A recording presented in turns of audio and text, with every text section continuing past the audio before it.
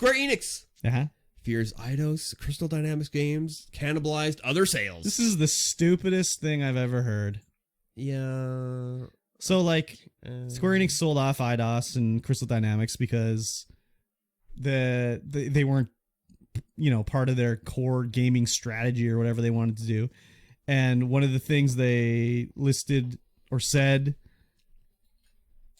in, I don't know, where did they say this? Was it in a, like, shareholders meeting, or I guess maybe it's just a rumor. I don't know. It's according to an analyst. So they're saying that the Western studios, these games, Eidos, Crystal Dynamics, were cannibalizing the sales of the rest of the group. Yeah. So they're like, we got to sell them off because they're taking away sales from like Final Fantasy and stuff. That's which is ridiculous. so fucking stupid. It's so stupid. Because, like, okay, let's say it's true. Let's say because Tomb Raider came out, Final Fantasy sales went down. Yeah. Okay, well now some other company is getting the sales from like Tomb Raider, and you're getting jack shit. Yeah. They're still going to release a Tomb Raider game at the same fucking time.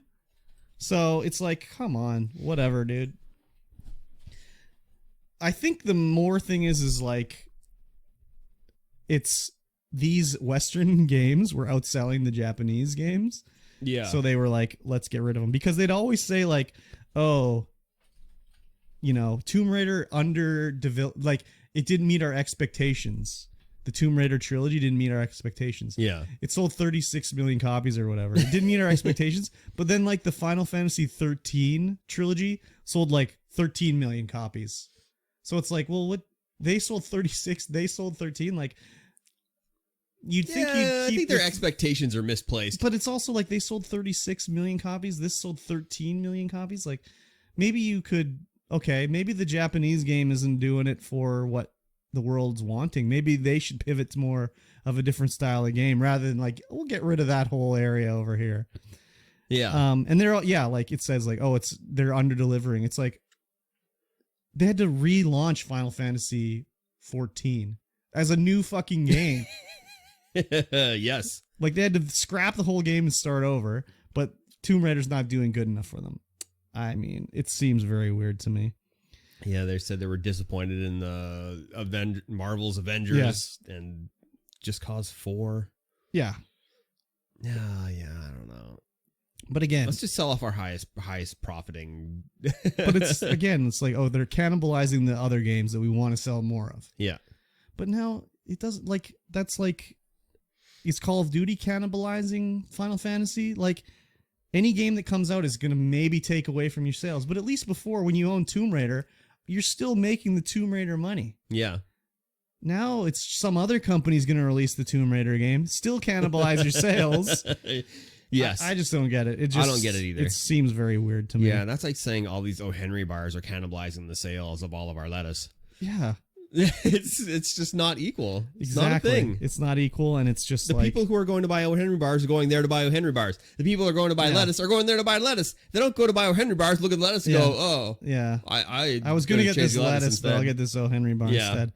But it would also be like if O. Henry was like, well, we don't want to release the O. Henry special edition chocolate bar because it's going to cannibalize the sale of the O. Henrys. It's like, no, maybe we sell twice as many of the new O. Henry and we only lose like 1/2 that amount from the regular O. Henry. Yeah. It's like growing the whole company. But no, we want to keep the O. Henry brand strong by itself. Yeah. That's so very stupid. Weird, man. Yeah. I don't know. Square Enix is making a lot of weird moves. That's like what they do. The whole thing with the NFTs they want to do, when they wanted to make movies, when they were buying these Western companies. I was like, wow, that's weird. And then they're like, let's fucking piece them out. We don't want them anymore. Yeah, it's so strange. Very, very weird. Very strange. So, I don't know. We'll see. I think they need to, I don't know. I mean, what do I know? I'm just an idiot with a microphone in my face. Yeah, you're not a Japanese businessman. Exactly. And neither am I. I may be Japanese, but I'm not a businessman. And I didn't grow up in Japan, so I don't know how it works. I don't know how it works. I don't understand it. No. I mean, it's the same thing like when I was working my last job. I worked for a furniture company, and it was bought by the biggest furniture company in Canada called The Brick. And they bought this company because they wanted to expand their locations because they can convert a bunch of stores to be bricks in places they don't have them. And then the other ones they'll keep as sort of like a discount furniture outlet. But a year down the road, they were like, oh, we were going to close down these other ones that didn't get converted to bricks because they're not making enough money. Like they're still making money, but not enough money. Yeah. And it was like the decision to just close them down. It's not worth to have them around because they're not making enough money. And I was just like, that's the weirdest shit I've ever heard. But that's the way they think. Yeah. It might just be that they don't want to take the time to manage them because they're not making enough money. But I mean, they were already in operation. Everything was done. It's all set up. It's part of the flow. Everything's going. So, yeah. Yeah. There were other thing too with that one was I remember, I don't know if they still do it, but basically the way the brick operated on was like everything basically in the brick was marked up 50% or whatever it was, or even more. But by the end of the month, you wanted your margin, which is how much money you made, to be like 20%. Because what you would do is like, if you came in and bought a sofa at full price, I could take some of the margin that you paid to get someone to buy a sofa that didn't want to buy it by giving them a discount. So if you paid 50% margin, this guy wouldn't do it, and I give him 20% margin, it evens out. Yeah. So at the end of the month, you only want 20%. I didn't know this, so I was like in charge of ordering for the store. Yeah. And I remember we were on a conference call, and he's like, one of the dude in charge was like, "Oh, Kamloops, your margin is too high." And I was like, he's like, "Your margin's like 50% or whatever it was last month." I'm like, "Yeah, I know." And he's like, "That's too high. It's got to be like 20." And I'm like, "What?" I'm like, "What do you mean it's got to be 20?" And he's like, "That's what we do. Like, we do this." I'm like, "Well, when you guys bought us out, no one told me that." Yeah. So I didn't know. He's like, "Oh, sorry. Okay, well, we'll, get some training for you or whatever." But it's just like weird business things. Like you would never think like, "Oh, I want a lower margin number. I'm making too much money per product." Yeah, that's weird. Yeah. That's very weird. So, business. Yeah.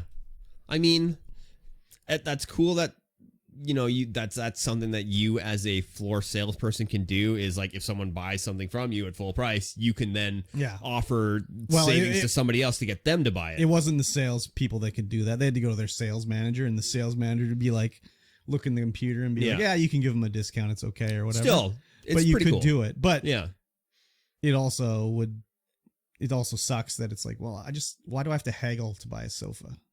Can't you just give me your best price right now, Yeah. But it also worked good for the customer, because if the margin was too high and you went there at the end of the month, they had to get it down. Yeah. So you could like get it for dirt fucking cheap, like maybe below cost, just to get it down. Yeah. I don't know if they still do it that way, but that's well. The way I mean, they did it. that's like the guy who was like, "Give me your best price on the Yeah, TV." Yeah. It's $3,300. Yeah.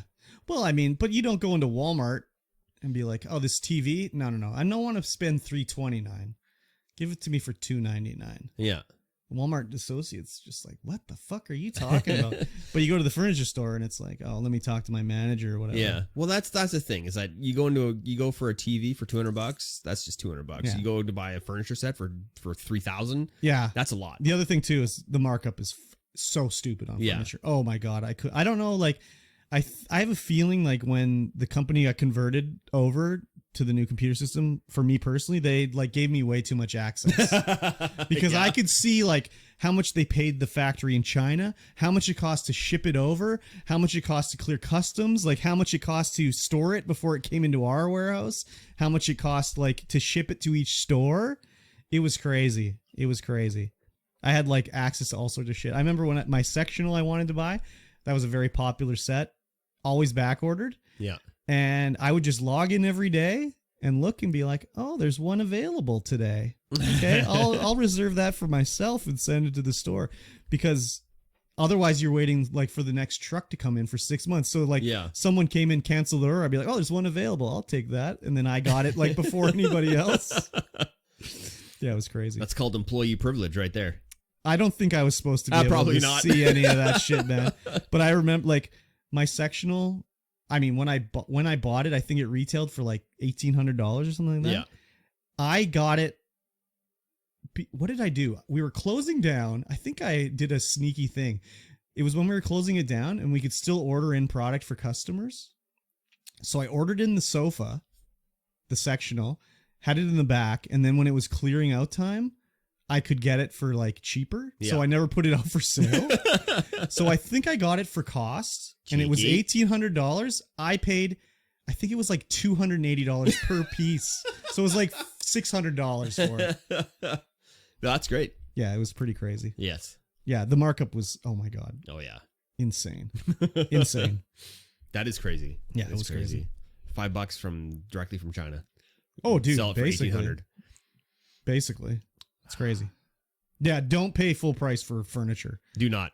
or mattresses, any of No, that shit. The I don't markup. think I don't think I ever have. I never have either. Because when I was buying all my furniture, I worked at the furniture store. Yeah. So it was like, No, yeah, I'd go in and be like, oh, I like this bed, but it's no. And Yeah. they'd be like, oh, well, let me see what we got in Yeah. the warehouse. yeah, I'd be exactly. like, okay, well, $1,000 off, thanks. Yes, exactly. And even then, they're still making a killing. Oh yeah, They're still yeah. making a killing. yeah. Like when I bought my current bed, they were like, oh yeah, we got one in the warehouse. It's yeah, I think it's like $1,200 less than because it's like was the floor model. I'm like, Oh, yeah. it totally wasn't the floor model. Yeah, yeah. Exactly. Totally wasn't. Exactly. Yeah.